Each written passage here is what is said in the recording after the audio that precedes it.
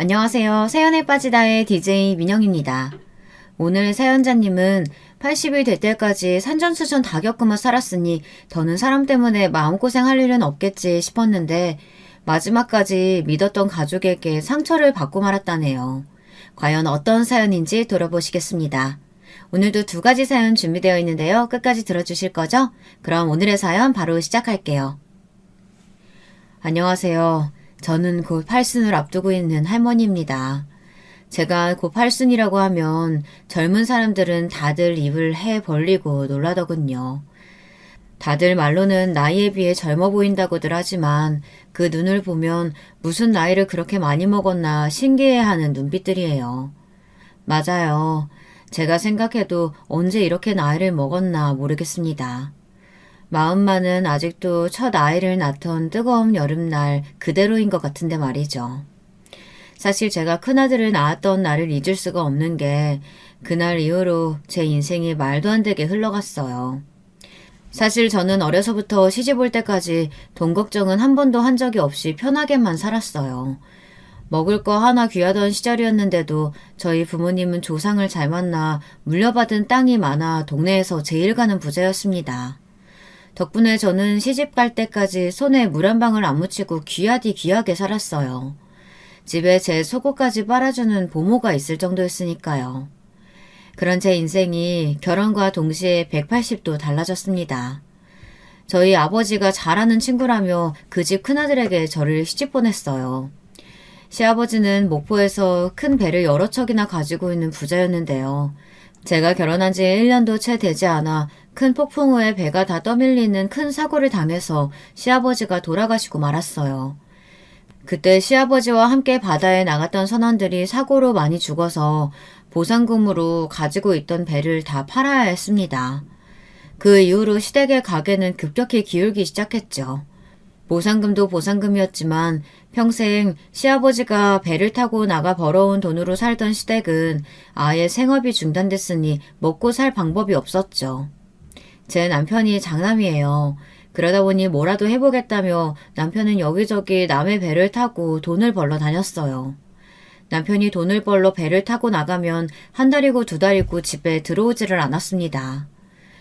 그러다 보니 홀로 된 시어머니와 젊은 시동생 둘의 시누이들을 제가 혼자 챙겨야 했죠. 시동생과 시누이들은 그때까지 공부만 해서 고생이라고는 몰랐어요. 밥상을 차리기는커녕 자기들 먹은 그릇 설거지도 할 줄 몰랐죠. 당시에 시동생이 전주에 있는 대학에 다니고 있었는데요. 학비가 없어서 학업을 중단하고 집에 돌아왔습니다. 대학에 가기 전과 확연히 달라진 집안 사정에 시동생은 많이 힘들어했어요. 이미 공부하기는 글렀다고 생각했는지 시동생은 동생들만이라도 공부를 시키겠다고 여기저기 일자리를 알아보러 다녔습니다. 그런데 저라도 시동생을 말렸어야 했습니다. 평생 공부만 한 사람이 뭘 할 줄 안다고 내보내는 게 아니었어요. 시동생은 돈 벌러 동네 공장에 나갔다가 일주일도 되지 않아 그만 손가락을 2개나 잘라먹고 들어왔습니다. 정말 말 그대로 엎친 데 덮친 격이었어요. 그 일로 시어머니는 아예 정신줄을 놓고 말았습니다. 하루아침에 남편을 잃고 멀쩡한 장남도 배 태워 내보내고 똑똑한 차남까지 그렇게 돼버렸으니 그럴만했죠. 시어머니는 매일 밤 시아버지 이름을 부르며 눈물로 밤을 지새우셨습니다. 아이고, 이럴 거면 나도 데려가지. 내가 전생에 무슨 죄를 지어서 혼자 살아남아 이런 꼴을 보고 앉았을까. 시어머니의 울음소리가 얼마나 기구하고 처량한지 듣고 있으면 저까지도 마음이 시렸습니다. 그래도 다행이었던 건 시어머니와 시동생의 소식을 들은 남편이 배를 탄 지 1년 만에 돌아왔다는 겁니다. 남편은 시어머니와 시동생의 모습을 보고 한참을 서럽게 울었어요. 그때 저는 남편에게 신신당부했어요. 무슨 일이 있어도 다신 배는 타지 말라고요. 아무리 힘들어도 가족끼리 붙어 있어야지 떨어져 사는 건 죽어도 못하겠다고 했습니다. 뭐든 같이 해서 노력하면 설마 살아있는 입에 거미줄 치겠느냐고 했습니다. 그때부터 저는 아주 억적같이 살았어요. 뭘 해도 남편 없이 사는 것보다는 나을 것 같아 돈이 되는 일은 뭐든 했습니다. 저는 동네 시장에 나가 나물이며 생선이며 뭐든 팔았어요. 한 푼이라도 더 벌어야 시동생들 학교도 보내고 시어머니 고기 반찬도 해드리니까요. 그러던 중 작은 사고가 있었어요. 남편이 동네 아저씨들을 따라 일하러 나갔다가 다친 거예요. 다행히 심각한 사고는 아니었지만 다리를 다쳐 한 달 정도는 일을 못 나가게 됐죠. 많이 다치지 않아 다행이었지만 하루 벌어 하루 사는 집 살림에는 큰일이었어요. 그때가 제 인생에 가장 힘들었던 시기입니다. 마침 제가 큰아이를 임신했을 때인데 배가 불러 움직이기도 힘든 상태로 매일 시장에 나가 장사를 했습니다. 어쩔 수 없었어요. 당장 나가서 돈을 벌 수 있는 사람이 저밖에 없었으니까요. 그러던 중에 하루는 제가 하혈하고 시장 바닥에 쓰러져서 병원에 실려갔어요. 병원에서는 난리가 났습니다. 이 무더운 날 만삭의 임산부가 무거운 짐을 들고 날랐으니 당연한 일이라고요. 하마터면 애고 산모고 다 위험할 뻔했답니다. 그때 연락을 받고 병원에 온 친정 부모님께서 난리가 나셨습니다. 그때까지도 제 상황을 친정에 한 번도 말씀드리지 않았거든요. 그랬으니 친정 부모님은 제 몰골을 보고 깜짝 놀라셨죠. 저야 진작에 친정에 찾아가고 이야기하고 싶었지만 그럴 수가 없었어요. 시어머니와 남편이 그러지 말라고 했거든요. 시집 왔으면 우리 집 귀신인데 힘들다고 쪼르르 친정에 달려가면 친정 부모님이 얼마나 걱정하시겠니? 그건 절대 안 된다. 우리 집 일인데 우리가 알아서 해결해야지. 안 그래도 아버지 돌아가셨을 때 장인어른 장례묘 장지 구하는 것까지 다 도와주셔서 내가 얼마나 죄송했는데 이제 와서 딸 앞장세워 도와달라는 말은 난 죽어도 못해.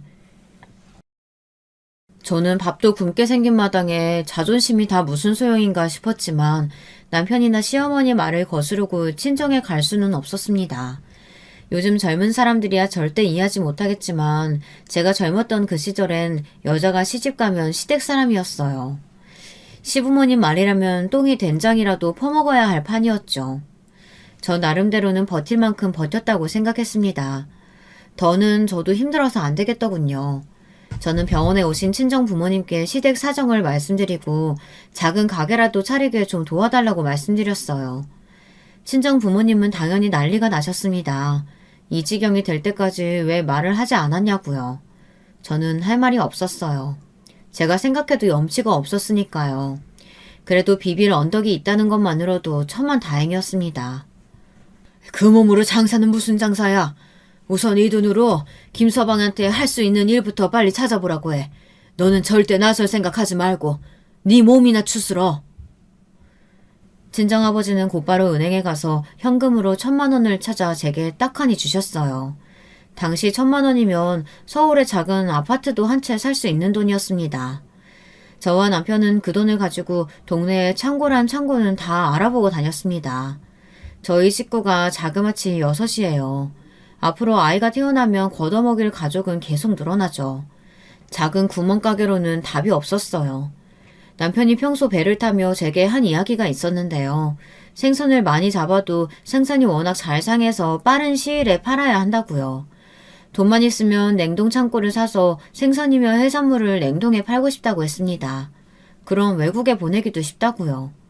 저와 남편은 친정아버지가 준 돈을 가지고 다 무너져가는 공장을 하나 인수해 냉동 창고를 만들었습니다. 그리고 남편이 아는 배에서 들어오는 생선이나 해산물들을 손질해서 냉동해서 전국 각지로 보내는 일을 했어요. 저와 남편의 계획은 대성공이었습니다. 처음엔 전국으로 보내던 해산물을 나중에는 일본 수출까지 성공해서 대박이 났습니다. 돈이 돈을 번다고 수입이 늘어날 때마다 수출 품목을 늘렸는데 그만큼 수입이 배로 늘었어요. 저는 그래서 제 아들이 태어나던 날을 잊지 못해요. 가만히 있어도 등에서 땀이 날 정도로 더운 날이었는데 남편이 서울에 거래를 뚫었다면서 신이 나서 병원에 달려왔거든요. 제 큰아들이 복덩이예요. 큰아들이 태어나고 나서 저희 사업이 대성공을 이뤘으니까요. 그때부터 제 인생은 탄탄대로였습니다. 저는 남편과 사업을 늘려 목포에서 완도까지 해산물 사업으로 이름을 날렸습니다. 자식도 셋이나 낳고 다복하게 살았어요. 저희가 번 돈으로 시동생들 공부도 다 시키고 시집 장가까지 다 보냈습니다. 정신이 성치 않은 시어머니 부양까지 다 하고요. 시어머니가 돌아가실 때 그 정신없는 양반이 저에게 우리 집에 며느리로 들어와줘서 고맙다고 저를 꼭 안아주셨어요. 저도 이제 80이 된 나이인데도 아직도 그날의 기억이 생생하답니다. 제가 이 정도로 먹고 살게 된 데에는 다 친정 부모님 덕분이니 저와 남편은 친정에도 잘했어요. 나중에는 친정 아버지가 은퇴하시며 저희 사업에 투자를 해주셔서 사업 규모는 점점 더 커졌습니다. 저는 그렇게 평생을 정신없이 살았어요. 돈만 버느라 시간이 가고 나이 드는 것도 모르고 살았습니다. 어느새 자식들이 다 장성해서 시집 장가까지 모두 다 갔습니다. 이렇게 보면 제가 고민 하나 없을 것처럼 보이지만 저에게도 고민 한 가지가 있었습니다. 저나 남편이나 둘 다 돈 버는 재주는 있어도 자식 키우는 능력은 없는지 자식들이 영 부실해요. 저는 나름대로 열심히 키운다고 키웠는데 많이 부족했나 봅니다. 저에게는 아들 둘과 딸 하나가 있는데요. 큰아들과 둘째 아들은 제 사업을 물려받기 위해 함께 일하고 있고 딸은 피아노를 전공해서 대학에 강사로 나가고 있어요. 겉으로 보기엔 다들 멀쩡해 보이지만 속이 그렇지가 않습니다. 하나같이 부실해서 걱정이 이만저만이 아니에요. 어릴 때부터 셋이 얼마나 치고받고 싸우는지 하루도 바람잘 날이 없었습니다. 한 번은 딸애가 사고를 쳤어요. 수능 시험을 치자마자 저에게 상의도 안 하고 혼자 서울 강남에 있는 병원에 가서 성형수술을 했더라고요. 도대체 어떻게 된 애가 그런 중요한 일을 부모와 상의도 안 하고 결정한답니까? 얼굴이 탱탱 부어서 나타나서는 예뻐지려고 한 거니까 저더러 잔소리하지 말랍니다. 이제 20살도 안 된 애가 얼굴을 그렇게 만들고 와서는 뭐? 잔소리하지 마? 너 도대체 무슨 돈이 있어서 그 비싼 강남에 가서 수술을 했어? 제가 돈은 많아도 자식들에게 돈을 마구 퍼주는 사람은 아니에요. 어려서부터 버릇 잘못 들을까봐 다른 애들이랑 비슷하게 항상 용돈만 줬습니다. 막내 딸내미는 안 그래도 누뚱이라 남편이 오냐오냐 하거든요. 저는 또 남편이 저 모르게 돈을 줬나 싶어 딸을 추궁했습니다. 제가 준 용돈으로 성형수술을 하기에는 턱없이 부족할 테니까요. 그런데 성형하라고 돈을 준 건 남편이 아니라 바로 큰아들이었습니다. 오빠한테 내가 돈 좀 빌렸어. 이자만 주면 오빠가 병원도 같이 가지고 돈도 빌려준다고 해서. 정말 기가 막히고 코가 막혔습니다. 오빠라는 자식이 자기 여동생한테 성형하라고 부추기고 돈을 주고 이자를 받기로 했다네요. 저는 그 길로 큰아들 놈을 잡아서 등을 갈겨줬어요. 네 놈이 사채업자야? 여동생한테 돈 빌려주고 이자 받게? 도대체 정신이 있니 없니? 명색이 장남이라는 놈이 이 모양이니 엄마가 누굴 믿고 일하겠어? 엄마도 딸 얼굴 봤으면 알 거 아니야. 저렇게 못생겼는데 나중에 시집이나 가겠어? 한 살이라도 어릴 때 뜯어고치는 게 낫지. 아들놈은 일찍이 제 회사에서 일을 배우고 있었어요. 워낙 철이 없어 그런지 사회생활을 일찍 시작하고도 영 정신을 못 차렸습니다. 그 이후에도 자식들은 꾸준히 크고 작은 사고를 쳤어요. 두 아들놈들은 하는 것도 없으면서 매일 승진시켜달라고 상화였고 딸녀는 유학 가서도 하라는 공부는 안 하고 만나는 남자마다 결혼하겠다고 난리였어요. 결국엔 매일 차여서 울고 불며 한국에 들어왔죠. 그래도 남편이 살아있을 때는 함께 자식들 뒤치다꺼리 하면서 살다 보니 그나마 괜찮았는데 몇 년 전 남편이 죽고 나서 저 혼자 감당이 안 됩니다. 자식들도 머리가 크니 저 혼자 힘으로는 감당이 안 되더라고요. 막내딸이 욕심이 많기는 해도 어려서부터 피아노를 곧잘 쳐서 유학도 갔다 오고 대학도 알아서 갔어요. 그런데 아들 둘은 학교 다닐 때부터 공부에 전혀 흥미가 없는 건 물론이고 사고도 많이 쳤어요. 우르르 몰려다니면서 쌈박질하고 애들 괴롭히고 다녀 경찰서에 불려간 적도 있었습니다. 둘 다 대학 문턱도 구경을 못했어요. 제 아들들이지만 부모 돈으로 철없이 호의호식하는 놈들이에요. 그래도 여자를 만나면 좀 나을까 싶어 일찍이 여기저기 괜찮은 집안의 참한 여식들하고 중매도 보게 했는데요. 다 잘 안 됐습니다. 뻔하죠. 볼 거라고는 부모 돈밖에 없는 날라리들을 누가 좋다고 하겠어요. 그러던 중 다행히 둘째 아들이 30 넘기 전에 참한 여자친구를 데려왔어요. 여자친구가 학원에서 애들 주산을 가르친다는데 생긴 것도 참하고 말도 예쁘게 하더라고요. 지금은 죽은 제 남편에게도 얼마나 살뜰하게 잘했는지 남편이 특히나 작은 며느리를 아주 예뻐했어요. 작은 며느리는 아버지가 일찍 돌아가셔서 홀어머니와 오빠와 셋이서만 살았대요. 홀어머니인 거야 그렇다 치고 하나 있는 오빠가 어릴 때부터 사고를 좀 쳐서 전과가 있다고 하더라고요. 그게 마음에 좀 걸렸지만 그래도 제 아들 같은 놈하고 살아주겠다는 게 고마워서 얼른 결혼을 허락했어요. 오빠야 시집 오고 나면 볼 일이야 있겠나 싶기도 했고요. 더군다나 작은 며느리가 기특했던 게 자기가 작은 며느리인데도 우리 집에 들어와서 시부모를 모시고 살겠다고 그러더라고요. 어려서부터 아버지 없이 살아서 그런지 가족들이 북적이는 집에서 살아보고 싶었어요. 당시에 딸도 유학 중일 때라 적적했었는데 며느리가 알아서 함께 살아주겠다고 하니 말은 안 했어도 고맙더군요. 더군다나 작은 며느리는 아들과도 사이좋게 잘 지냈어요. 작은 아들이 먼저 결혼하고 바로 다음 해에 큰아들도 선을 봐서 급하게 장가를 보냈는데 큰 며느리는 중매로 결혼해서인지 영 큰아들이랑 사이가 좋지 않았거든요.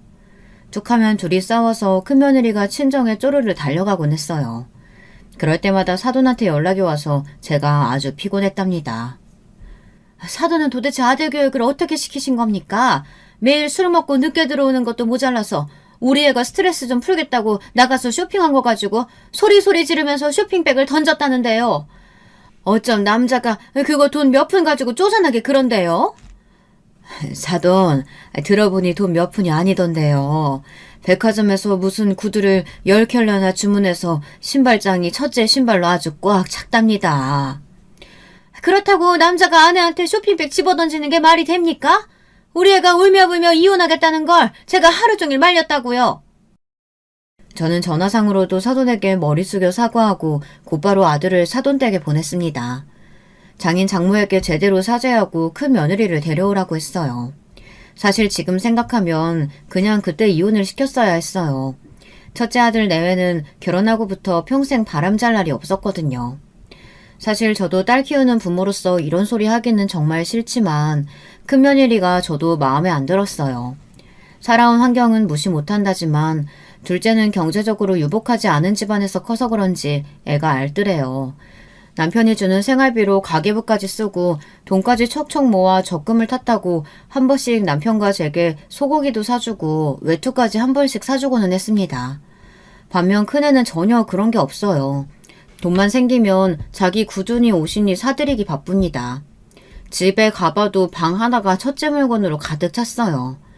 남편은 돈 벌어보겠다고 매일 지방 여기저기 냉동창고를 다니며 일하는데 아무리 팔자 좋게 태어났어도 그렇지 매일 집구석에서 화장이나 하고 백화점만 드나드니 밉살 맞기는 하더라고요. 남편이 죽기 전에 장남이 있는데도 차남인 둘째에게 회사를 물려주라고 한 것도 며느리 때문이에요. 남편은 항상 남자는 여자하기 나름이라는 말을 많이 했습니다. 나 봐봐. 당신 아니었으면 내가 어떻게 사장님이니 회장님이니 그런 소리 들으면서 살았겠어. 잘 지켜봐. 우리 작은 며느리가 아마 당신만큼은 못해도 우리 작은 아들 놈 내조는 아주 기가 막히게 할 테니까. 남편은 둘째 며느리라면 자다가도 일어나 칭찬하기 바빴어요. 사실 남편 말이 맞아요. 제 아들놈이지만 작은 아들놈은 나이가 들어도 영 답답하고 아주 속이 터지는데 그런 놈을 둘째 며느리는 항상 받아주며 내조를 잘했거든요. 그런데 그런 작은 며느리가 웬일로 작은 아들과 언성을 높이는 일이 있었어요. 결혼하고 몇 년 동안 그런 일이 없었는데 하필이면 명절날 온 식구가 다 모여있는데 방 안에서 소란스럽더라고요. 저는 무슨 일인가 했습니다. 이야기를 들어보니 작은 며느리가 아들 모르게 돈을 좀 빼돌렸나 봐요. 아들이 생활비로 주는 돈에서 일부 적금을 들고 있는 줄 알았는데 그 적금 중 일부가 알고 보니 며느리가 오빠에게 보내고 있었더라고요. 그 일로 아들과 티격태격 했는지 아들이 저에게 하소연을 했습니다.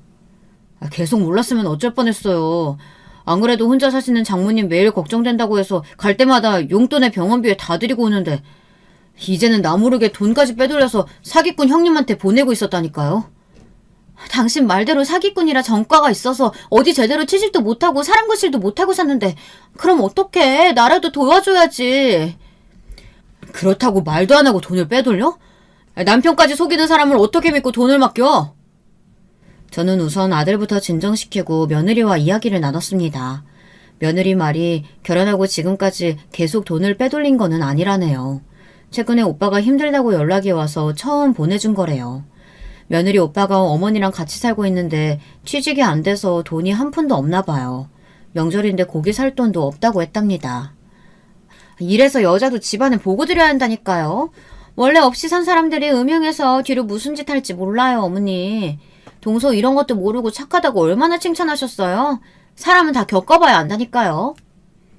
항상 둘째 며느리에게 샘을 부리던 큰 며느리가 이때다 싶었는지 아주 흠을 잡더라고요. 첫째 네가 뭘 한다고 나서 그래봐야 네가 백화점 가서 한 번 쇼핑하는 돈보다 적은 돈이야.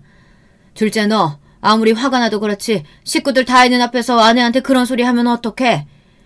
오늘은 명절이니까 넘어가고 다음에 다시 이야기하자. 저는 그 순간에도 제 자식보다 둘째 며느리가 더 걱정됐습니다. 착하고 마음 여린 애가 식구들 앞에서 그런 소리를 들었으니 상처받을 것 같아서요. 길지는 않지만 몇 년 동안 제가 옆에서 지켜본 바에 의하면 둘째가 절대 작정하고 그런 짓을 한 애는 아니에요. 첫째면 몰라도요. 제가 둘째 편을 드는 것 같아 서운했는지 아들들과 큰며느리는 입술을 삐죽 내밀며 궁시렁거렸습니다. 그날 저녁 제 방에 온 둘째 며느리는 펑펑 울면서 친정 이야기를 했어요.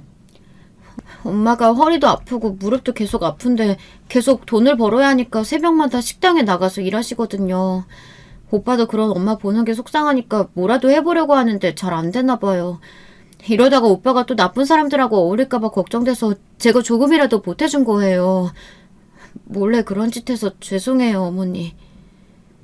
둘째 며느리가 손까지 덜덜 떨며 머리를 조아리고 죄송하다고 말하는데 제가 다 얼굴이 뜨겁더군요. 며느리가 그깟 돈 친정에 좀 줬다고 화를 낼 일인가 싶었어요.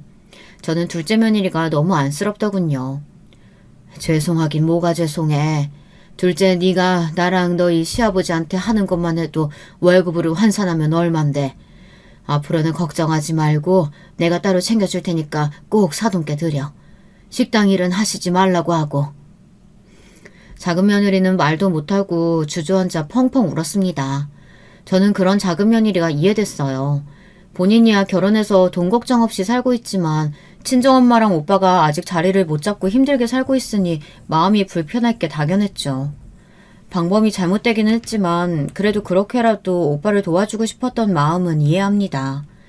저는 그때 일로 며느리가 안쓰러워 아예 작은 며느리 친정에 돈을 조금 줬습니다. 예전에 저희 친정아버지가 제게 해주신 것처럼요. 큰돈은 아니지만 그래도 작은 가게라도 할 정도는 돼요. 생각 없는 작은 아들은 왜 그렇게까지 해주냐고 난리를 쳤지만 저는 그런 소리 해대는 아들을 나무랐어요. 이 멍청한 놈아.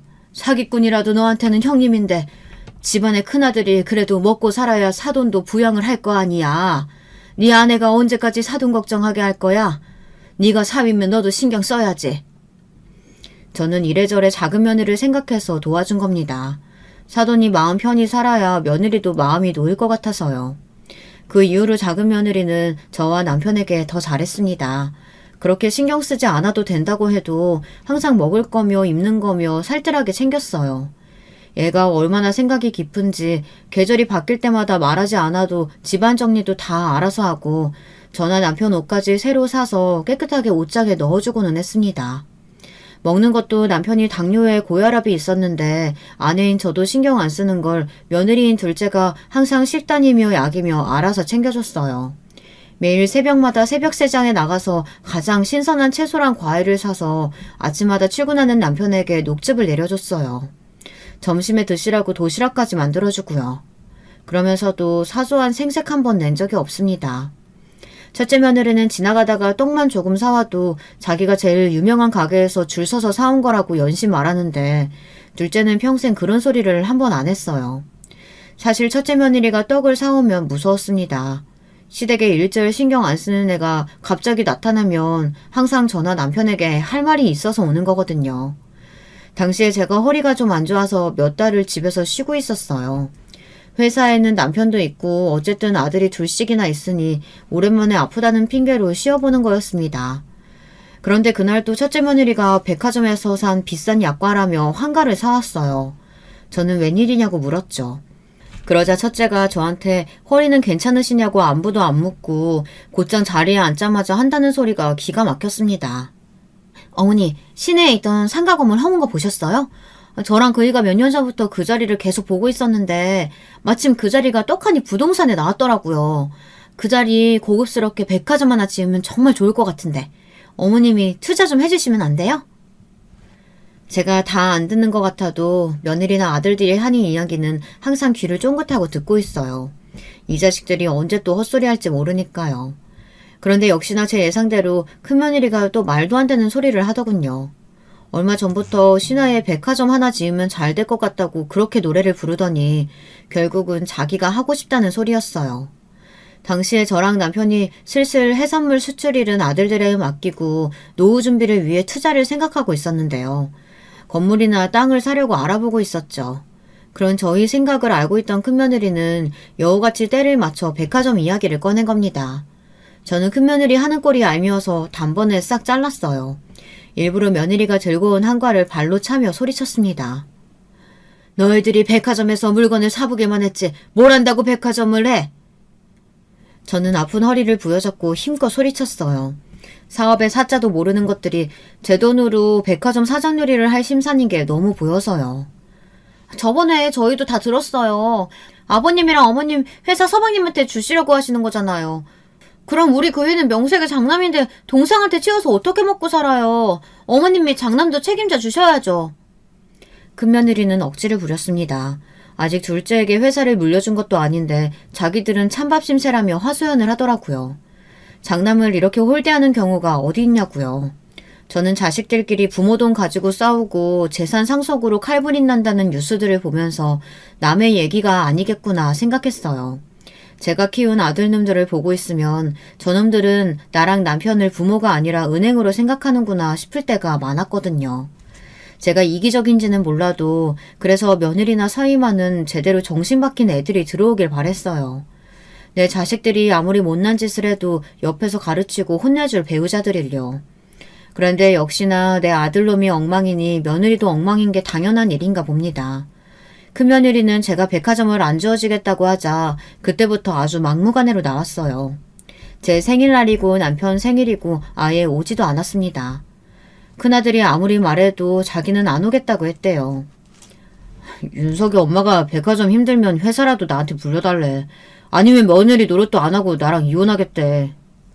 아들 이야기를 들어보니 큰며느리는 애초에 우리 집안만 보고 제 아들과 결혼한 거랍니다.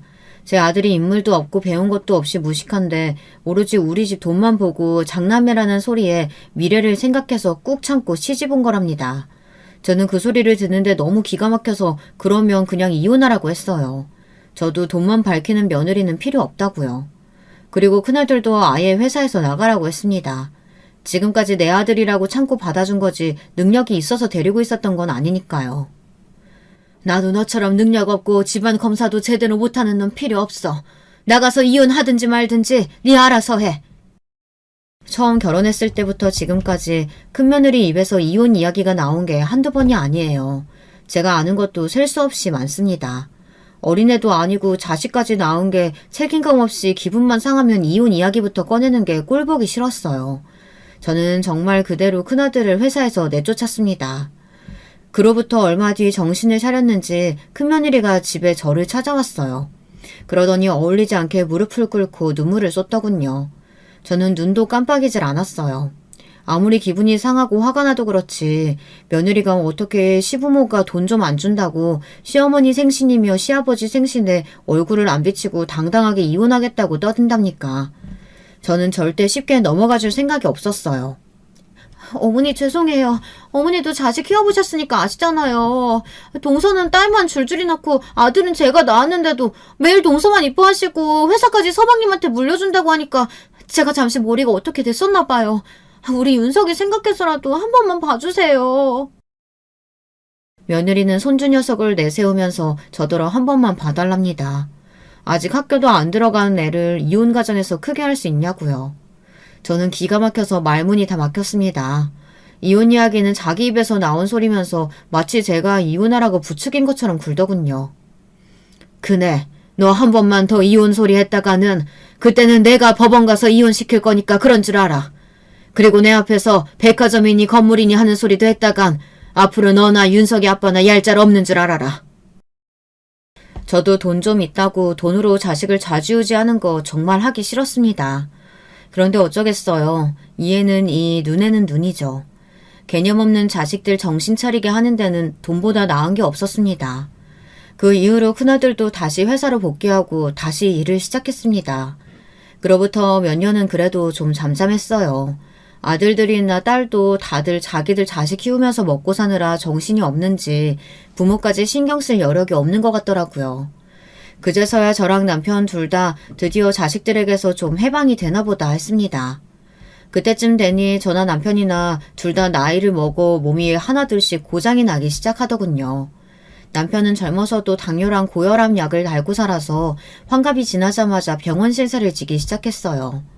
약도 먹고 꾸준히 운동도 하는데도 자꾸만 다리에 혈관이 막혀 1년에 한 번씩 뚫어주는 시술을 받으러 다녔습니다. 그때마다 둘째 며느리가 고생했어요. 제가 가도 된다고 하는데도 항상 본인이 나서서 남편을 병원에 데리고 다녔어요. 자식이 셋이나 있는데도 둘째 며느리 하나가 훨씬 더 저나 남편에게 잘했죠. 제가 요즘 애들이래 엄마일에 정신이 없어서 어머님 아버님께 너무 소홀했어요. 이거라도 하게 해주세요. 그래야 제 마음이 편해요. 아이고, 그걸 말이라고 하니? 너는 이미 며느리로서 넘치게 우리한테 잘했어. 우리 걱정 말고 애들이랑 어머니 잘 챙겨라. 우리 둘째 며느리는 정말 버릴 게 하나도 없어요. 얼마나 예쁘면 제가 우리 둘째 며느리 똥도 금이라고 말하고 다닐 정도입니다. 제 딸보다도 훨씬 더 진짜 제 딸 같았죠. 그맘때 손녀가 서울로 대학을 가게 돼서 둘째 며느리가 서울에 왔다 갔다 하느라 바빴거든요. 손녀 지낼 집도 구하고 다니느라요. 거기다 둘째 사돈이 유방암에 걸려서 병원에 왔다 갔다 하느라 둘째 며느리가 정신이 없었습니다. 그 와중에도 제 남편 병원에 데리고 가겠다고 저랑 그렇게 실랑이를 했다니까요.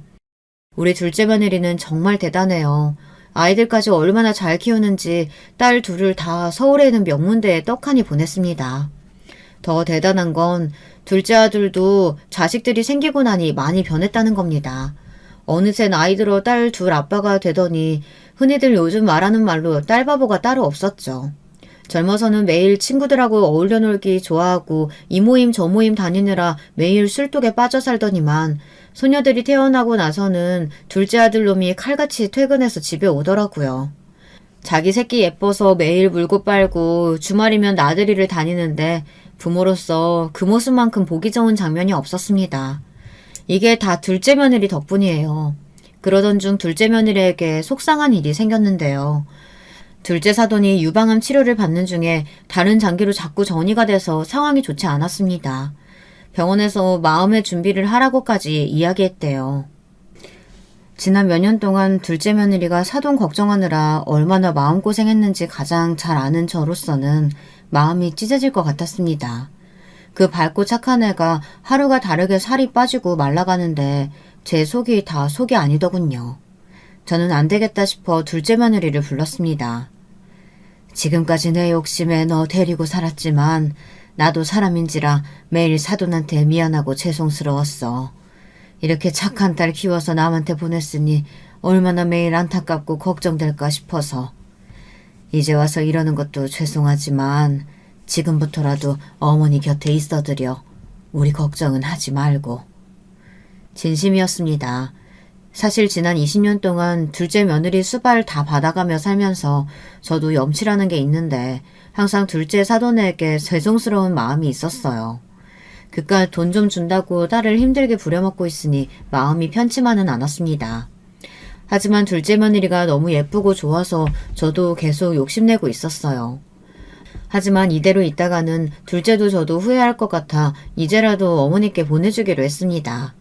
둘째는 연신 괜찮다고 했지만 제가 마음이 좋지 않아 둘째와 사돈이 지낼 만한 곳을 구해줬습니다. 병원에서도 가깝고 시설도 깨끗한 곳으로요.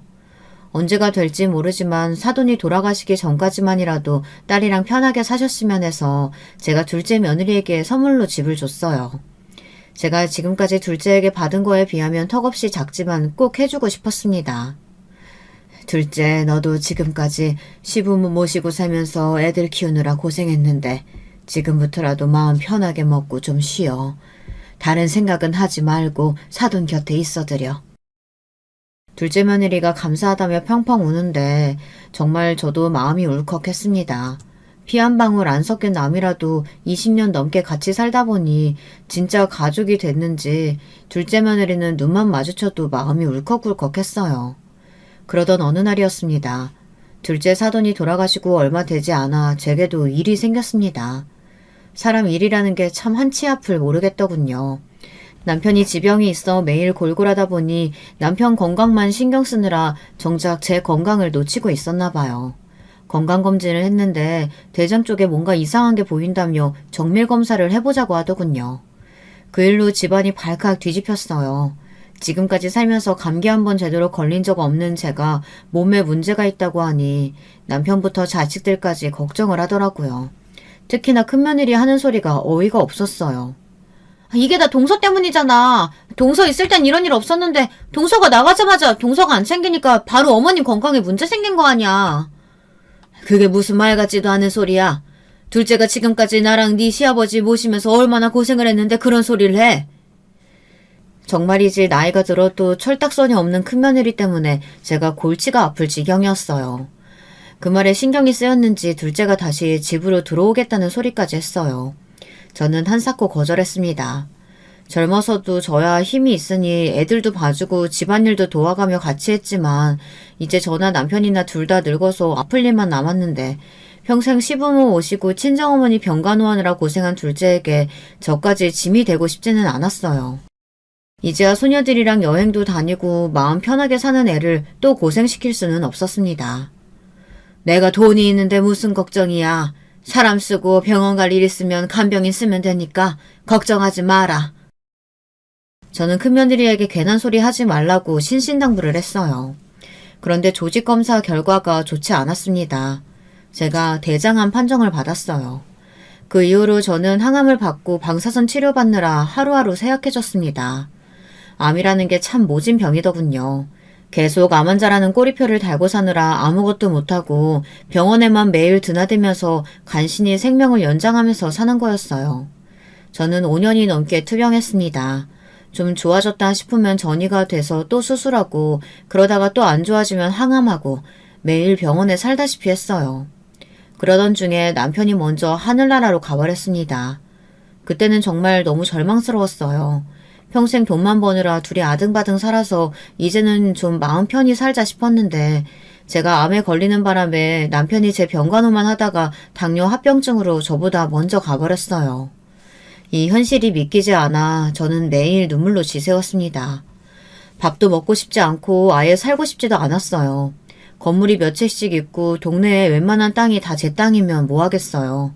언제 죽을지도 모르는 팔자인걸요. 그런데 그때 믿기지 않은 일이 벌어졌습니다. 큰며느리가 어느 날 갑자기 제가 사는 집으로 이사를 들어왔어요. 작은 며느리도 아니고 큰애가 말이죠. 저는 도대체 얘가 무슨 바람이 불었나 했습니다. 그런데 큰며느리와 큰아들이 제 손을 꼭 잡고 안아주더군요. 지금까지 저희가 너무 철이 없었어요. 큰며느리인 제가 진작에 어머님이랑 아버님 돌봤어야 하는데 동서한테만 다 떠넘기고 모른 척해서 죄송해요. 이제라도 제가 정말 잘못일게요. 남편이 죽고 나서 큰아들 며느리가 깨달은 바가 많았나 봐요. 나이 들어서 매일 아파도 언제나 꼿꼿할 줄 알았던 아버지가 한순간에 사라져버리니 많이 힘들었다고 하며 제 앞에서 펑펑 울더군요. 그러더니 앞으로 저에게 잘하겠다고 했어요. 저는 마음이 이상했습니다. 저도 늙었지만 얼굴에 주름이 자글자글해진 아들 며느리가 저를 안아주며 우는데 이 애들도 부모가 죽어가니 철이 드나 보다 싶어서요. 저는 그래서 반신반의했습니다. 아무리 그래도 사람이 그렇게 한순간에 달라질까 싶었습니다. 그런데 예상외로 큰며느리와 큰아들이 회사 일도 열심히 하며 저를 살뜰히 챙겼어요. 제가 병원에 가는 날이면 큰며느리가 항상 데리고 가줬고요. 심지어 항암 받으러 입원했을 때도 제가 간병인 쓰면 된다고 하는데 굳이 큰며느리가 간병하겠다며 같이 병원에 들어왔습니다. 곱게만 자란 큰며느리가 그 좁은 병실에서 먹고 자기 힘들었을 텐데 한 번을 군소리도 안 하고 살뜰히 저를 챙기더군요. 몸은 아프고 힘들어도 자식들 덕분에 힘이 났습니다. 거기다 큰아들도 달라져서 일을 열심히 했어요. 몇십 년 동안 그렇게 일을 열심히 하는 걸 본 적이 없는데 웬일로 실적을 내서 지난 분기보다 매출을 많이 끌어올렸다고 하더라고요. 회사 임원들도 신기해할 정도였죠. 남편이 죽기 전에 사실 회사를 둘째에게 넘기겠다고 했어요. 워낙 둘째 며느리를 예뻐했으니까요. 당연한 결과였지만 아직 임원 회의에서 통과가 되지 않아 보류 상태였습니다. 거기다가 남편이 죽고 난 이후 큰아들이 저렇게 변했으니 저도 고민이 되더라고요. 정말 큰아들이 정신을 차린 건가 싶어서요. 그로부터 얼마 뒤 저희 집안에 폭풍우가 몰아쳤습니다. 상상도 할 수 없는 일이 벌어졌어요. 그날도 제가 병원에서 퇴원하고 집에 돌아왔다고 작은 며느리랑 작은 아들이 몸보심 좀 하라고 삼계탕을 다 끓여왔더라고요. 작은 아들 내외랑 밥을 먹고 있는데 현관문을 쾅 세게 박자고 큰 며느리가 씩씩거리며 집에 들어왔더군요. 어머니, 이게 다 뭐예요?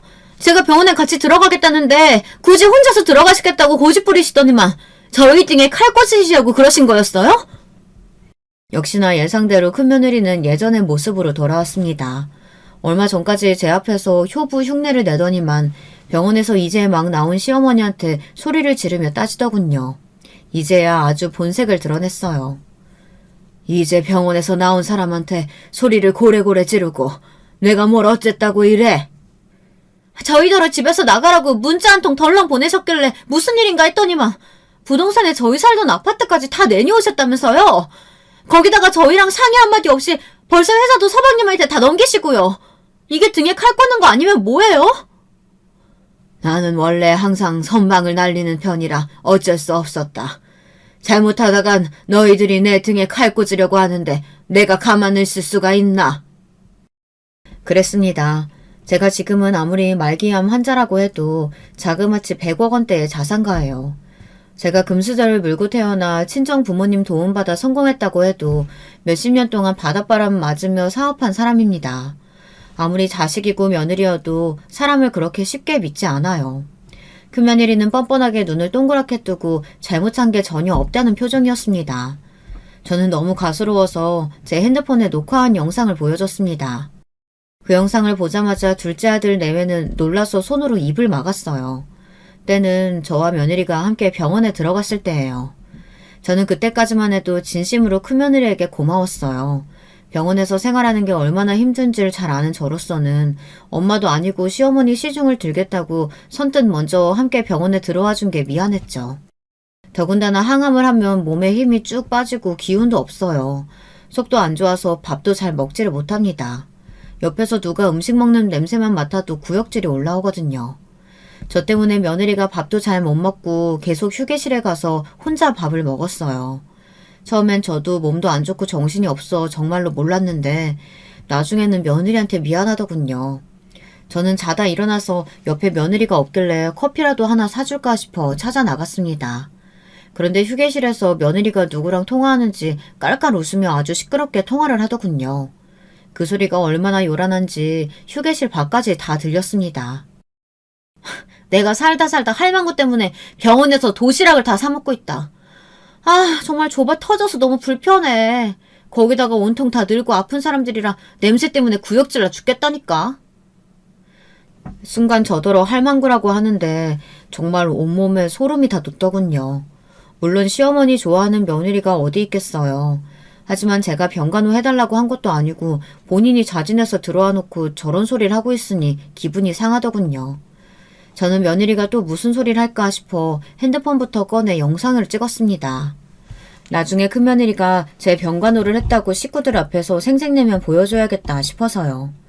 그런데 그때 영상을 안 찍었으면 큰일 날 뻔했어요. 큰며느리의 만행을 보여줄 가장 큰 단서가 됐으니까요. 나라고 이러고 있고 싶겠어. 이렇게라도 해야 나중에 재산 분할할 때 큰 소리 좀 내지. 아휴, 생각만 해도 신난다. 우리 할망구 곧 뒤진데 그 많은 재산 두고 죽으려면 얼마나 억울할까? 내가 이날만 기다리고 그 재수없는 남편하고도 꾹 참고 산 거라니까. 나는 앞으로 평생 우리 할망구 재산 다 쓰고 죽어야지. 요즘 핸드폰은 참 좋아요. 영상도 영상이지만 목소리까지 아주 선명하게 잘 찍혔더군요. 아니 이걸 어떻게... 어떻게는 뭐가 어떻게? 내가 너같이 이기적이고 너밖에 모르는 년이 갑자기 집에 들어와서 나 모시겠다고 하고 병원 따라 들어간다고 했을 때부터 이상하다 생각했어. 너같이 능구렁이 같은 년한테 내 한 푼이라도 넘겨줄 줄 알아? 회사든 집이든 한 푼도 안 넘겨줄 테니까 그런 줄 알고 당장 이 집에서 나가. 어머니 왜 이러세요? 이건 그냥 제가 친구랑 통화하면서 허세 좀 부린 거예요. 절대 제 진심 아니라고요. 그 며느리는 가만 보면 참 대단해요. 제가 녹화한 영상을 보고도 자기 진심이 아니라면서 아주 딱 잡아떼더군요. 어머니, 한 번만 다시 생각해주세요. 윤석이 아범도 요즘 회사 일 엄청 열심히 하잖아요. 매출도 작년보다 훨씬 더 올랐다니까요. 저는 미워도 장남인 아들이 그렇게 노력하는데 제발 한 번만 봐주세요. 아주 무릎만 안 꿇었지 손을 싹싹 빌더군요. 그때였어요. 작은 아들이 참다 도저히 안 되겠는지 한마디 하더군요. 형이나 나나 독인객인이라 말 안 했는데 형수는 가만 보면 정말 염치가 없네요. 나도 더는 못 봐주겠어요. 형이 일하긴 뭘 해요. 직원들을 얼마나 쪼아댔는지 형이 매출 신경 쓰고 나서부터 실장이랑 팀장이랑 다들 옷 벗고 나간 직원이 10은 넘어요. 다 형 때문에 못 다니겠다고 나간 거라고요. 그랬습니다. 이놈이나 저놈이나 정말 답이 없었어요. 큰아들 놈이 제 앞에서 일 좀 하는 척 하려고 직원들을 아주 쥐잡듯이 잡았나 봐요. 최근에 그만둔 직원들이 엄청 많다더군요. 저는 머리가 지끈거려 고개를 저었습니다. 제가 자식 교육을 이렇게밖에 못했나 후회가 돼서 얼굴이 다 뜨겁더군요. 저는 큰 결심을 했습니다. 그리고 자식들을 다 집으로 불러 모았어요. 지금부터 내가 하는 말 잘 들어라. 마음 같아서는 내가 회사는 꼭 경영하고 싶지만 몸이 이 모양이니 할 수 없이 회사는 전문 경영인한테 맡기기로 했다. 도저히 너희들은 못 믿겠어. 그리고 아들 둘, 너희도 지금까지 회사에서 고생한 게 있으니 내가 차마 자르지는 않을 거다. 그러니까 생각 있는 놈들 같으면 회사에 나와서 열심히 일해. 그리고 큰애 잘 들어라. 너희한테 사준 집이며 재산은 다 내 거야. 내가 죽기 전까지 너희한테는 한 푼도 안 줄 생각이야. 이혼을 하든 말든 너네 알아서 해. 제 말에 큰아들과 며느리는 난리를 쳤어요. 이게 말이 되냐면서요. 하지만 저는 꼿꼿하게 버텼습니다. 이게 다 제 잘못이라는 걸 저도 알아요. 젊어서 힘 있을 때 자식들이라고 봐주지 말고 더 무섭게 했어야 했는데 사고를 치든 잘못을 하든 항상 넘어가줬더니 이 자식들이 부모 귀한 줄을 몰랐죠. 큰아들은 제 말이 농담인 줄 알고 집이라도 달라고 떼를 썼습니다. 50이 훌쩍 넘은 자식이 징징거리며 떼를 쓰는데 정말 못 봐주겠더군요. 저는 그런대로 잘 버티고 있어요. 그리고 회사에서 받는 월급 말고는 자식들에게 일절 아무 재산도 넘겨주지 않고 있습니다. 이제야 좀 제가 왜 그렇게 고민인지 이해하시겠나요? 자식 농사를 망쳐놓으니 늙어서도 마음 편히 죽지도 못하겠네요. 저는 언제 죽을지도 모르고 바로 지금이 가장 힘들고 고민이 많습니다. 사실 마음 같아서는 둘째 며느리에게 다 주고 떠나고 싶어요. 하지만 그렇게 하고 제가 죽어버리면 그 뒤에 있을 후폭풍이 걱정돼서 잠도 안 옵니다. 저는 최근에 변호사를 불러 땅이랑 웬만한 건물을 정리해 일부는 사회에 환원하고 일부는 제가 죽으면 작은 며느리에게 주라고 공증을 받아놓은 상태입니다. 물론 회사도 남편 유언대로 둘째에게 주려고 해요. 그런데 이게 과연 현명한 생각일지 아직도 고민하고 있습니다. 만약 여러분이 저라면 어떻게 하시겠어요? 여러분의 생각은 어떠신지 댓글로 남겨주시면 찬찬히 보고 참고하겠습니다. 지금까지 이 늙은이의 두서없는 이야기 들어주셔서 감사해요. 여러분들 가정에는 항상 좋은 일만 가득하길 바라겠습니다.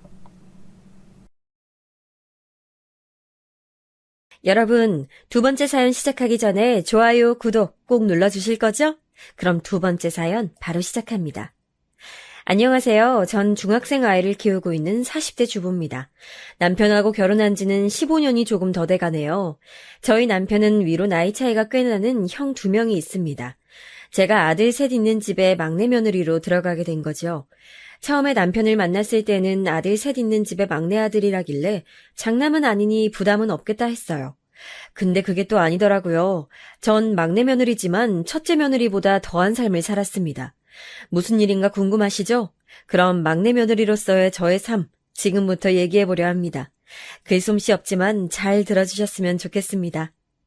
15년 전 가을, 저는 27살의 꽃다운 나이에 남편과 결혼하게 됐습니다. 남편과는 어릴 적부터 친하게 지내던 친구였는데 성인이 된 이후 연인으로 발전하게 된 케이스였어요. 어릴 적부터 친구였다 보니 학창시절에 남편 집에 몇 번 놀러간 적도 있어서 시어머니랑도 초면은 아니었죠. 제가 기억나는 건 어릴 때 남편 집에 놀러가면 어머님이 간식으로 김치전을 부쳐주시곤 했는데 그게 너무 맛있었다는 거예요. 그리고선 다음에 또 놀러오라며 집에 가는 길에 아이스크림이라도 사 먹으라고 용돈을 쥐어주시기도 했죠. 제 기억에는 정말 좋은 분이셨어요. 시아버지는 항상 일하시느라 바쁘셔서 한 번도 뵌 적이 없었지만 남편 집에 걸려있던 가족 사진을 봤을 때는 푸근하고 인자해 보이는 인상이셨어요. 그래서 나중에 남편과 사귀게 되고 결혼을 결심하게 됐을 때 어릴 적 봤던 남편 집 가족 사진에 있던 시부모님 모습을 떠올리니 안심이 되더라고요. 결혼 전 시댁에 인사드리러 갔을 때였어요. 시부모님은 꽃바구니와 선물을 싸들고 온 저를 너무나도 반갑게 맞아주셨습니다. 특히 어머님은 네가 우리 형준이 어릴 때 놀던 그 아이구나. 정말 예쁘게 잘 컸네. 라고 하시면서 좋아하셨어요. 아버님도 속 좋게 허허 웃으면서 예뻐해 주시고요. 제가 생각했던 것처럼 시부모님 두 분 다 성격이 너무 좋아 보이셔서 이 결혼 생활 순탄하게 흘러갈 수 있겠구나 하고 생각했습니다. 그렇게 남편과 결혼을 한 후 서울 외곽에 신혼집을 마련하여 살게 됐습니다. 시댁은 지방에 있어서 좀 멀긴 했지만 시부모님과 친해지고 싶은 마음에 매주 주말마다 내려가서 있다 왔어요. 갈 때마다 항상 저를 반갑게 맞이해 주셨고요. 저희는 시댁에 갈 때마다 그 주의 특별 요리라면서 메뉴를 정해서 재료를 사가지고 갔어요. 그리고 어머님 아버님은 앉아서 쉬시라고 한 후 저랑 남편이 잘하지도 못하는 실력으로 열심히 요리를 내서 어머님 아버님께 대접해드리곤 했죠. 제가 만들었지만 솔직히 별로 맛이 없는 음식인데도 너무 맛있게 드셔주시고 칭찬도 많이 해주셨어요. 좀 더 맛있게 해드리고 싶었는데 요리도 못하는 제 손만 탓할 뿐이었죠. 아무래도 막내 며느리라고 어머님 아버님이 좀 더 저를 예뻐해 주셨던 것 같기도 해요. 남편은 형 둘과 터울이 좀 있어서 제 위로 형님 두 분은 결혼하신 지 꽤 됐거든요. 큰 형님네는 애들이 벌써 중학생이었고 작은 형님네는 5살, 7살 아이 둘을 키우고 계셨죠. 주말에 시댁에 가면 작은 형님네 아이들이 놀러와 있는 경우가 많았어요. 작은 형님 내외가 주말마다 아이들을 시댁에 맡기고 두 분이서 놀러 다니시더라고요. 그래도 조카들이 저희 부부를 좋아해서 시부모님 모시고 조카들이랑 같이 공원이며 박물관이며 여기저기 참 많이 놀러 다녔어요. 저희도 맞벌이 부부라 주말마다 시댁에 갔다 오는 게 피곤하긴 했지만 그래도 시부모님이 조금이라도 젊으실 때 같이 시간 보내면 좋겠다고 생각해서 매주 그렇게 지냈습니다. 주말마다 어머님 댁에서 조카들이랑 매주 놀아주긴 했지만 작은 형님네 얼굴은 뵙기 힘들더라고요. 저희는 서울에 올라가려면 일찍 출발해야 해서 일요일 점심 먹고 올라오곤 했는데 작은 형님네는 애들을 금요일 저녁에 맡기고 일요일 저녁에 데려가시니 항상 타이밍이 안 맞았던 것이죠. 그러다가 하루는 남편과 월요일에 연차를 내고 시댁에서 월요일까지 있다 가기로 했던 적이 있었어요. 그날 저녁 결혼식 이후 처음으로 작은 형님네를 뵙게 됐습니다. 저녁 8시쯤이었나 봐요. 어머님 댁 비밀번호를 삑삑삑삑 하고 누르는 소리가 나서 현관 쪽으로 가보니 작은 형님네 내외가 조카들을 데리러 오신 거였어요. 어머 형님 오셨어요? 저녁은 드셨어요? 저는 작은 형님에게 웃으며 인사를 건넸어요. 근데 형님은 들은 척만척 하더니 눈만 흘깃하고선 제 옆에 계시던 어머님한테 짜증을 내더라고요. 아 어머니 애들도 소시지 먹이셨죠? 제가 그러지 마시라고 했잖아요. 이런 식품 자꾸 먹이지 마시라고요. 어머니가 이러시면 제가 어떻게 마음 놓고 애들을 맡겨요? 아유, 예은 엄마, 미안해. 애들이 용 다른 반찬은 안 좋아해서. 안 그래도 애들 먹이려고 나물이며 잡채며 이것저것 해놨는데 한 젓가락 먹더니 안 먹더라고. 다음엔 다른 반찬 다시 만들어 볼게. 걱정하지 말고 어여 가, 얼른. 어머님은 미안해하는 얼굴로 조카들을 형님한테로 떠미시더니 늦었으니 얼른 가라며 손을 흔드셨습니다. 작은 형님은 결혼식 때 간단하게 인사만 하고 그 이후로 오늘 처음 뵀는데 생각보다 쌀쌀 맞으시더라고요. 형님이 저렇게 쌀쌀 맞게 하는데도 옆에 있던 아주버님은 신경 쓰는 기색 없이 애들만 데리고 휙 가버렸어요. 솔직히 보는 제가 다 민망하더라고요. 현관문이 닫힌 후 어머님 얼굴을 보니 왠지 씁쓸한 표정이셨어요. 전 어머님이 신경 쓰여 말을 걸었어요. 그런데 형님네는 오셔서 식사도 안 하고 그냥 가시나 봐요. 저녁이라도 드시고 가면 좋을 텐데. 쟤는 원래 저래. 내일 출근해야 돼서 바쁘다고 저러는 거지 뭐. 신경 쓸 거 없다 아가야. 아유 참. 어머님 말씀으로는 매주 항상 저런다고 하더라고요. 주말마다 부부가 어딜 그렇게 둘이서만 돌아다니는지 애들은 어머님한테 덜렁 맡겨두고 고마워할 줄도 모르는 사람들이었어요. 저 같으면 바빠서 식사할 시간이 안 되면 적어도 애들 봐주셔서 감사한 마음에 과일이라도 사들고 올 것 같은데 여태까지 어머님이 주말마다 애들 봐주신 게 3년 동안 단 한 번도 손에 뭘 들고 온 적이 없었다고 하네요. 그리고 남편에게 얘기를 들어보니 형님은 또 어찌나 까다로운지 애들 맡기는 입장이면서도 먹는 거 입히는 거 하나하나 어머님한테 잔소리하고 순하신 우리 어머님은 거기에 또 말대꾸도 못하고 그래 내가 미안하다 하면서 살았다네요. 우리 어머님이 사실 허리도 안 좋으시고 선천적으로 몸이 약하신 편이라 평일엔 거의 누워 계시거든요. 조카들 오는 주말에만 기운내서 애들이랑 놀아주는 건데 정말 너무하다는 생각이 들었어요. 그러고 나서 몇 주 후 결혼하고 첫 명절이었어요. 명절 전날 시댁에 내려와 보니 큰형님 댁가 와 계시더라고요. 중학생이던 애들은 공부한다고 안 오고 형님네 내외만 오셨어요. 제가 도착하자 큰형님이 저에게 앞치마를 주면서 말하시더라고요. 동서, 전부 칠 줄 알지? 내가 재료는 다 사다 놨으니까 한번 해봐. 난 여태까지 많이 했으니까 이제 앞으로는 동서가 다 하면 되겠다. 그치? 아, 네. 큰형님의 말투가 약간 거슬리긴 했지만 제가 새로 들어온 막내 며느리니 군기라도 잡으려고 하시나 보다 했습니다. 저는 재료부터 손질한 후 전을 부치기 시작했어요. 어머님이 옆에서 도와주시려고 했지만 최근 들어 부쩍 몸이 안 좋아 보이셔서 제가 말렸습니다. 그래서 혼자 전을 부치는데 제가 하는 방식이 맞는지 잘 모르겠더라고요. 그래서 큰형님께 물었습니다. 형님, 이거 이렇게 하면 될까요? 저희 집에선 이렇게 하는데 여기서도 똑같이 하는 게 맞는지 해서요. 어머, 동서는 그런 것도 하나하나 물어보면서 해야 돼? 그런 건 원래 본인이 알아서 하는 거야. 나 땐 다 내가 알아서 했어. 아유 참, 그것도 스스로 깨우쳐가야 하는 거니까 묻지 마. 여하튼 난 저 방에서 좀 쉬고 있을 테니까 다 하면 부르고. 아니, 꼭 저렇게 말을 해야 되나요? 아랫사람이 모르면 차근차근 알려줘가며 하면 될 것을 저렇게 배려 없이 톡 쏘아붙이고 가는데 기분이 확 상하더라고요. 저라면 절대 그러지 않았을 텐데요. 결국 어머님 아버님께 물어가며 겨우겨우 전을 다 부쳤습니다. 뒷정리도 저 혼자 다 하고요. 작은 형님네는 저녁 시간이 다 됐는데 안 오시더라고요. 저녁 시간엔 저랑 어머님이 식사를 준비하고 큰형님네와 다 같이 식사를 했습니다. 밥을 먹는데 형님과 아주버님은 한마디 말도 안 하고 휴대폰만 보면서 식사하시더라고요. 어머님은 중간중간 형님과 아주버님의 숟가락에 반찬도 올려주시고 하는데 거들떠도 안 보고요. 거기다 어머님이나 아버님이 말이라도 걸면 듣는 둥 마는 둥 제대로 대답도 안 하더라고요. 결혼한 지 오래돼서 그런 건진 모르겠지만 아무리 그렇다 해도 솔직히 어른들 앞에서 예의가 너무 없다는 생각이 들어서 제가 다 불편했어요. 당연하게도 식사 후 설거지도 제 몫이었어요. 동서 좀 부탁할게. 나 너무 배가 부르네. 체했나? 큰형님은 너무 많이 먹어 배가 부르다며 산책 좀 해야겠다고 밖으로 휙 나가버리시더라고요. 아주버님은 TV 앞에 들어누우시고요. 그나마 눈치 빠른 남편이 조금 도와줘서 덜 서러웠습니다.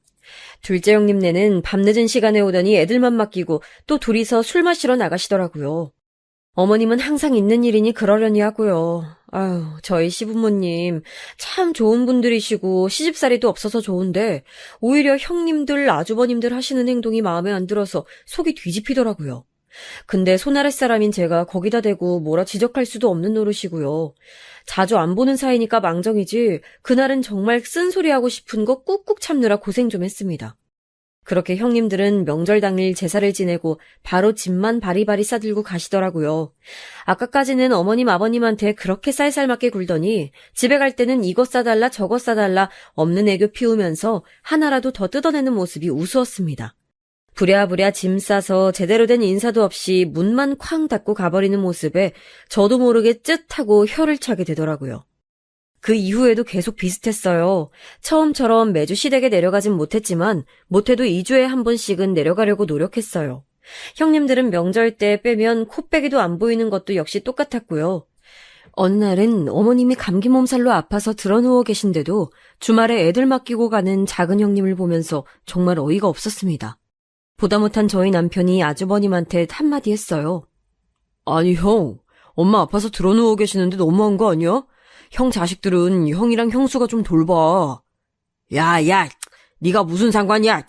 그리고 엄마가 안 되면 재수씨도 있는데 재수씨가 애들 좀 봐주면 되지 도대체 뭐가 문제야? 아주버님이 저렇게 말하자 남편이 어이가 없어서 헛웃음을 치더라고요. 그러자 작은 형님이 한마디 덧붙였습니다. 아니 서방님이 무슨 상관이래요? 우리 애들 봐주는 것도 아니면서. 그리고 그게 뭐 그리 힘들어요? 우리 애들이 얼마나 조용하고 얌전한데. 그게 아니라요. 저희 엄마가 힘들어 하시니까요. 형수님 눈엔 안 보이세요?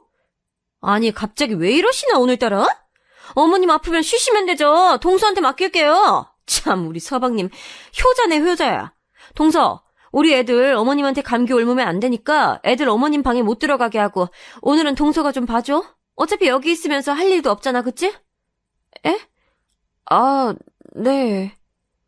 저는 형님의 말에 뒤통수를 한 대 얻어맞은 듯 머리가 띵했습니다. 형님 내외는 저희 부부에게 저렇게 말하고선 저희가 뭐라고 대답하든 말든 듣지도 않고 그냥 나가버렸어요. 정말 어이없는 상황이죠. 남편은 가고서도 뭐 이런 일이 다 있냐며 한참을 씩씩거렸어요. 어쩜 저렇게 이기적이야?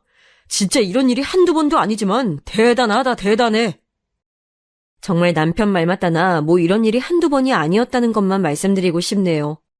형님들 아마 이렇게 가족으로 만나지 않고 밖에서 만났다면 아마 제가 뺨 한 대 때렸을지도 모르겠어요. 아무튼 자세한 일화를 하나하나 다 얘기할 순 없지만 간단하게 말하자면 큰형님, 작은형님 내외는 시부모님께 필요한 것만 얻어가고 여의도 없고 자식 도리조차 모르는 그런 사람들이었습니다. 상종하기 싫은 인간들이었죠. 그렇게 제가 형님들 몫까지 며느리 노릇을 다 하고 지내다가 결혼한 지 2년째에 저는 아들을 낳게 됐습니다. 맞벌이라 내심 어머님이 몇 년만 아이를 키워주셨으면 했지만 어머님 몸 약하신 거 잘 알고 있기 때문에 부탁하지 않았습니다. 더군다나 아직까지도 작은 형님이 주말마다 애들을 맡기고 있었기 때문에 평일에까지 어머님을 힘들게 하고 싶지 않았어요. 그래서 저는 어쩔 수 없이 직장을 그만두고 집에서 아이를 키워야 했습니다. 집에서 제 아이를 키워보니 그동안 어머님이 얼마나 힘드셨을지 알겠더라고요. 젊은 저도 이렇게 힘든데 어머님은 오죽하셨을까요? 아이를 키우느라 예전처럼 시댁에 자주 내려가진 못했지만 안부 전화는 자주 드렸어요. 통화해보니 어머님이 나이를 드시면서 점점 몸이 더 안 좋아지시는 것 같더라고요. 매일 한의원에 다니시는 것 같더니 요새는 그마저도 힘들어서 못 가시는 것 같았어요. 그러다가 어느 날 큰일이 터지고 말았습니다. 어머님으로부터 급한 전화를 받은 남편이 저를 데리고 시댁 근처의 큰 병원으로 향했습니다. 아버님이 교통사고를 크게 당하셨다는 전화였어요. 병원에 부랴부랴 도착해보니 어머님은 이미 실성하기 직전이었고 아버님은 응급수술 중이셨습니다. 아버님이 택시 운전을 하셨는데 졸음운전을 하던 화물차가 아버님의 택시를 덮치는 바람에 크게 중상을 입어 수술 중이었던 것입니다. 어머님은 큰 충격에 저희가 왔는지도 모르고 계속 울고 계셨습니다. 아이고, 의사 선생님. 우리 애들 아빠 제발 살려주세요. 아이고. 어머님은 바닥에 엎드려서 두 손이 가루가 되도록 빌고 계셨어요. 하느님, 부처님 다 찾아가면서요.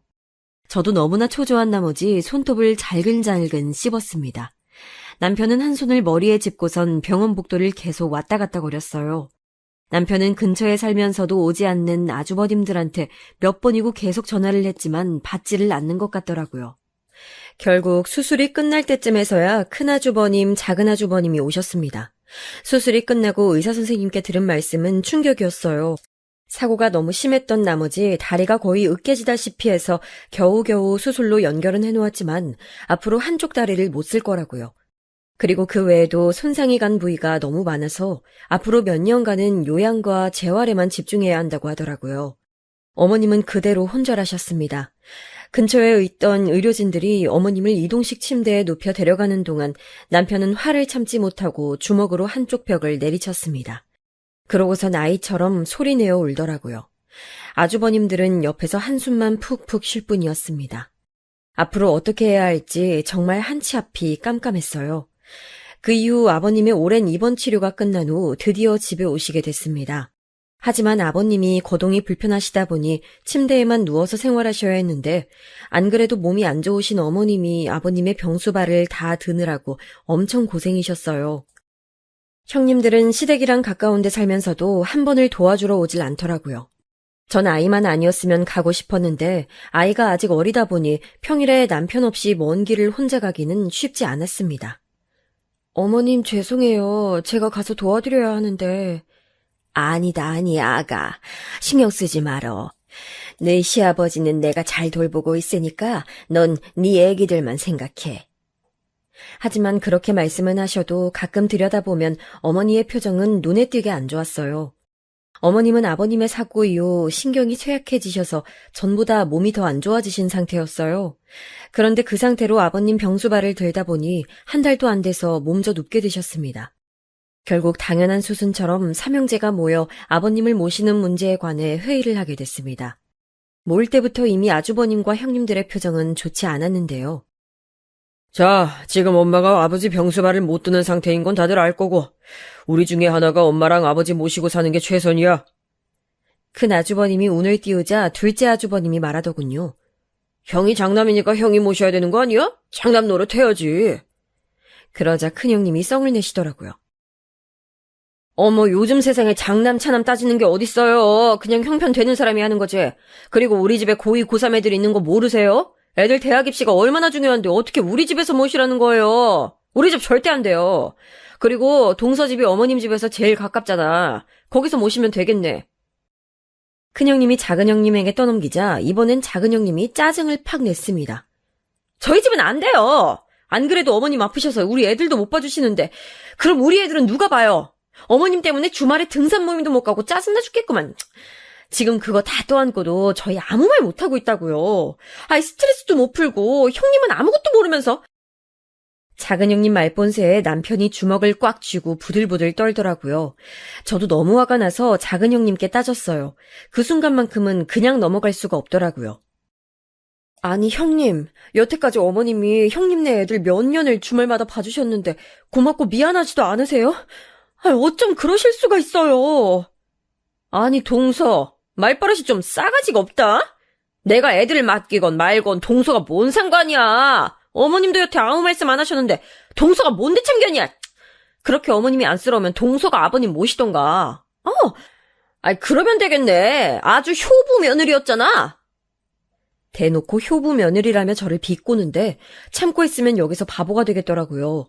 그래서 화가 난 남편이 제 손을 끌고 밖으로 나가려는 걸 확 뿌리치고 말했습니다. 네, 다들 너무들 하시네요. 아무리 그래도 애들 할아버지 할머니인데 형님들 아주버님들 그러다가 천벌 받으실 거예요. 어머님 제가 모실 테니까 앞으로 절대 관여하지 말아주세요. 여보. 저의 폭탄 선언에 남편이 당황하여 저를 바라봤어요. 그리고 나머지 사람들의 반응은 역시나 예상한 대로였죠.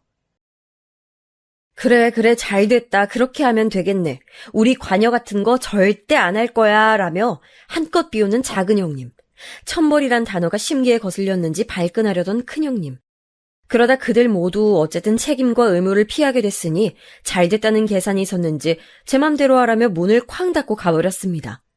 저는 너무 분해서 팔짱을 끼고 한참을 씩씩거렸어요. 남편이 저보고 정말 그래도 괜찮겠냐며 묻길래 당연히 괜찮다고 했습니다. 괜찮아. 내가 저 꼴 보기 싫어서라도 모셔야지 안 되겠어. 정말 사람 같지도 않은.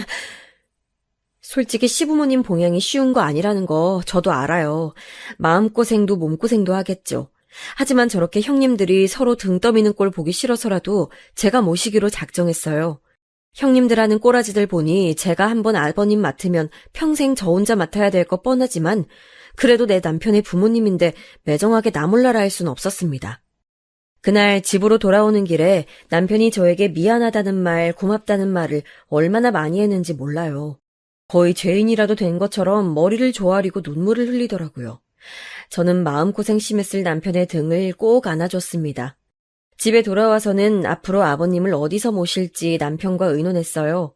아버님 거동이 불편하시니 우리가 서울 집을 정리하고 시댁에 내려가서 살아야 되나 했는데 아무래도 남편 직장이 서울이기도 하고 어머님, 아버님 병원에 다니시려면 서울에 있는 게 나을 것 같아서 서울에서 모시기로 결정했습니다. 그렇게 어머님께 연락하여 자초지종을 말씀드리고 어머님이 지금 살고 계신 집은 전세를 주기로 하고 시부모님을 저희 집에 모시고 왔어요. 남편이 시부모님을 저희 집에 모시고 온 날 어머님이 저를 보자마자 불편하신 무릎으로 절뚝거리며 달려오시더니 부둥켜 안고 우시더라고요. 너무 미안하다면서 늘 너에겐 고생만 시키는 것 같다고요. 아니에요, 어머니. 당연히 해야 할 일인데요. 앞으로 저희 집에서 오순도순 같이 살아요. 어머님 좋아하는 부대찌개도 제가 많이 끓여드릴게요. 저는 울고 계신 어머님이 안쓰러워 애써 웃으며 얘기했습니다. 어머님은 그런 제 마음을 안다는 듯 손을 꼭 잡아주셨고요. 어머님이나 아버님 모두 마치 죄인인 얼굴로 저희를 바라봤지만 남편이나 저나 분위기를 띄우기 위해 많이도 노력했습니다. 그리고 남편이 아버님을 업고 작은 방에 눕혀드렸어요. 원래는 옷방으로 쓰던 방이었는데 아버님을 모시기 위해 버릴 옷은 버리고 나머지 옷은 안방에 꾸역꾸역 넣어놓은 상태였습니다. 아버님은 본인 때문에 자식들이 싸운 걸 아시고 내내 침울해 하셨어요. 나중에 어머님께 들은 얘기로는 저희 집에 올라오기 전에 아버님이 날마다 술을 마시며 자식 새끼들 키워봤자 아무 소용없다고 한탄하셨다고 하네요. 그럴만도 하죠. 시부모님이 저희 집에 올라오신 후 제 일상은 무척이나 바빠졌습니다. 안 그래도 돌쟁이 아기 혼자 보느라 정신없었는데 이제는 아버님 병수발까지 해야 해서요. 전에는 아이를 재우고 남는 시간에는 한숨 잘 수 있었는데 이제는 그 시간에 아버님 다리를 주물러 드려야 했습니다. 그리고 아이 이유식을 만들면서 아버님 드실 식사도 준비해야 했어요. 아무래도 계속 누워만 계시다 보니 잘 넘어가는 유동식 위주로 드셔야 했거든요. 그리고 무엇보다도 힘들었던 건 대소변 수발이었습니다. 아버님이 용변이 급하실 때마다 업어서 화장실에 모시고 가 변기에 앉혀드려야 했는데 남편이 있을 땐 그게 가능했지만 여자인 제가 저보다 무거운 아버님을 업기는 무리더라고요. 그래서 남편이 없을 때에는 기저귀를 차고 생활하셨습니다.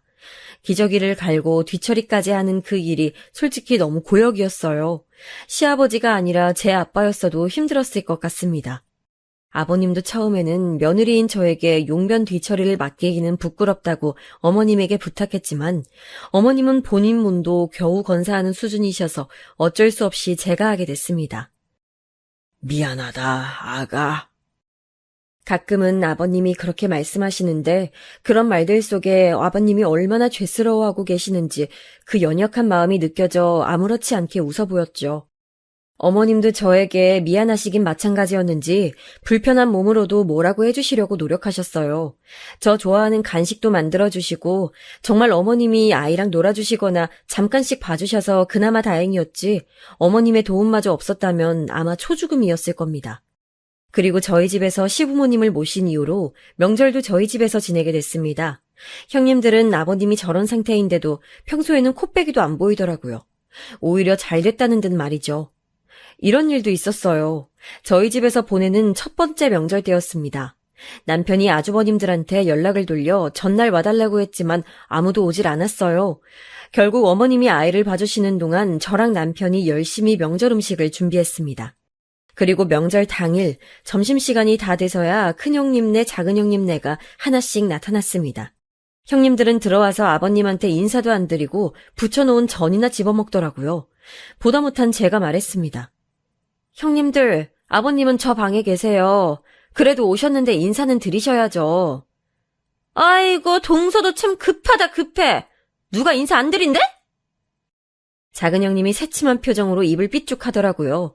그러더니 큰 형님이랑 같이 아버님이 계신 방으로 갔습니다. 아버님, 저희 왔어요. 이게 무슨 냄새야! 작은 형님은 코를 쥐며 인상을 찌푸렸어요. 그러더니 큰 형님이랑 눈짓을 교환하고 깔깔거리더라고요. 뒤에서 그 모습을 지켜보던 저는 속에서 천불이 나는 줄 알았습니다. 뭐 저런 인간들이 다 있나요? 아버님은 머쓱하게 웃으시고는 아무 말도 안 하시더라고요. 그렇게 다 같이 점심 식사를 한 후 과일을 내오려고 하는데 큰형님네가 갑자기 가방을 들고 일어서더라고요. 저는 큰형님네를 쳐다보며 말했습니다. 어머, 형님, 벌써 가시게요? 우리가 좀 바빠서. 뒷정리 좀 부탁할게, 동서. 그리고 이거. 지금은 이거밖에 없어서. 형님이 내민 봉투를 열어보니 돈 10만 원이 들어있었습니다. 그동안 저희가 아버님 모시는 대신에 큰 집, 작은 집에서 생활비와 아버님 병원비를 얼마씩 보태기로 했었는데 큰형님네는 아이들 대학교 학비 때문에 쪼들린다며 보태기로 한 돈을 한 번도 보내주지 않았거든요. 그러면서 딸랑 10만 원 들고 찾아와 저에게 건네준 겁니다. 10만 원이라니 속으로는 정말 어이가 없었습니다. 학비 때문에 쪼들린다던 큰형님네는 주말마다 골프에 여행에 두 분이서 돈 잘 쓰고 다니는 거 SNS에 매일 올리시기에 다 알고 있었거든요. 좋은 집에 살고 돈 펑펑 쓰면서 시부모님 생활비, 병원비 보탤 돈은 없나 봅니다. 저는 속으로 욕하면서도 더 이상 말 섞기도 싫어 그냥 감사하다고 한 후 큰형님네를 배웅했어요. 큰형님네가 가자 작은형님네도 집에 간다고 하더라고요. 애들을 잠깐 친정에 맡겨놔서 얼른 데리러 가야 한다면서요. 그래서 그러시라고 했습니다. 다들 집에 돌아간 후 저랑 남편 둘이서 뒷정리를 했습니다. 형님들 밉지만 그래도 오랜만에 오시는 거 음식 좀 싸드리려고 넉넉하게 준비했는데 두 집 다 훌렁 가버리시는 바람에 처리해야 할 음식만 산더미였네요. 그래서 아마 그 이후에 한동안은 질리도록 반찬으로 그것들만 먹었던 것 같아요. 명절이 끝난 후 어머님은 평소보다 더 몸이 안 좋아지셨어요. 마음이 여리신 편이라 이번 명절 때 형님들하는 꼬라지를 보고 상처를 받아 마음에 병이 생기신 것 같았어요. 그 이후로 말도 잘 안 하시고 밥도 잘 안 드셨습니다. 밤마다 열이 펄펄 끓어 응급실에 모셔간 적도 여러 번 있었어요. 아버님도 편찮으신데 어머님까지 큰일 나실까봐 너무 걱정이었습니다. 그리고 조금이나마 어머님이 아이를 봐주셔서 덜 힘들었는데 지금은 저 혼자서 모든 걸 해야 하니 정말 미치겠더라고요. 그러던 어느 날은 유난히 아이가 떼를 많이 쓰고 칭얼거리던 날이었어요.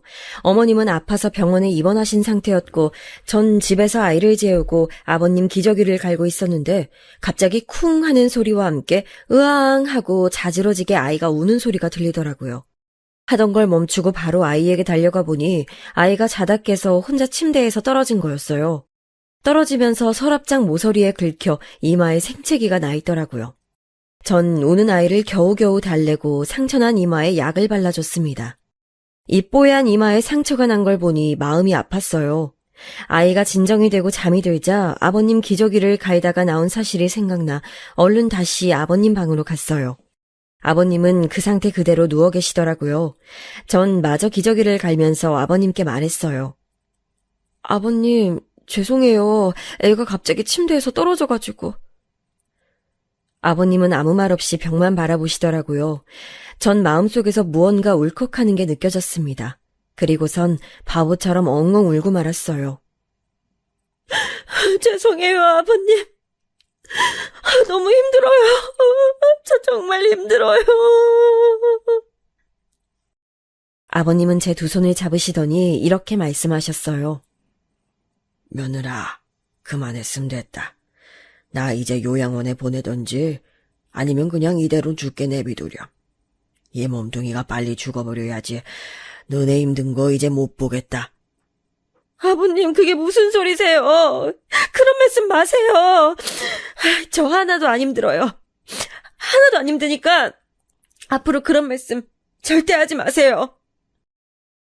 그렇게 아버님과 저는 부둥켜 안고 한참을 목 놓아 울었습니다. 아마도 아버님과 저 둘 다 서로의 마음이 이해되고 그래서 갑자기 울컥하는 감정이 밀려왔던 것 같아요. 시끄러운 소리에 방에 있던 아이도 깨서 빽 하고 울고 한참을 집이 떠나가라 울었습니다. 그 일이 있고 나서